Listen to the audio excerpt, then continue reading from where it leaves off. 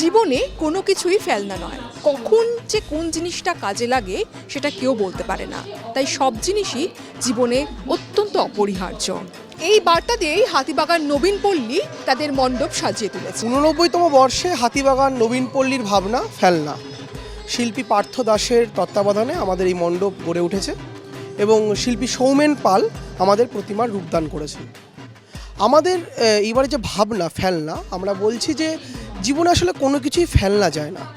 আমরা যেটা নিজেরা মনে করছি হয়তো আমাদের কাছে ফেলনা, হয়তো কারোর কাছে সেটা অত্যন্ত উপযোগী বা অত্যন্ত গুরুত্বপূর্ণ একটা জিনিস।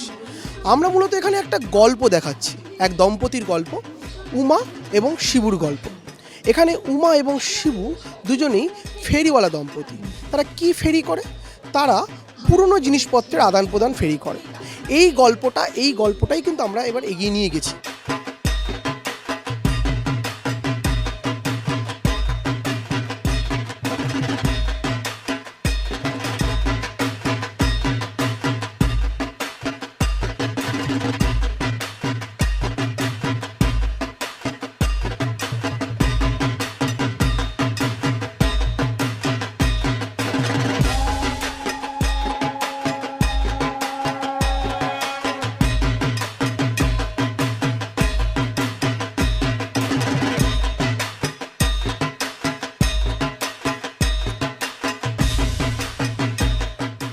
উমা আমাদের যে মানবিক, আমরা যাকে দেখছি, আমরা বলছি দেবী আমাদের কাছে মানুষের মতো।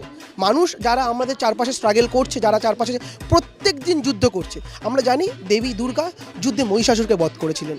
আমরা তাই জন্য নাসিনী দুর্গা পুজো করি আমরা মহিষাসুরকে বধ করার পরে।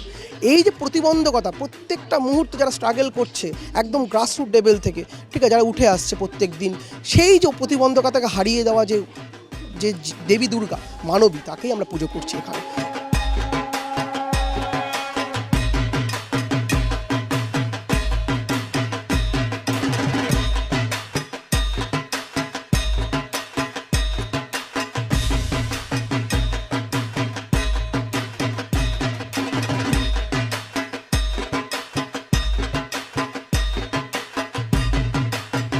হাতিবাগান নবীন পল্লী থেকে ক্যামেরায় বরুণ ভান্ডারীর সঙ্গে দেবযানী সরকার, ট্রাইব টিভি, কলকাতা।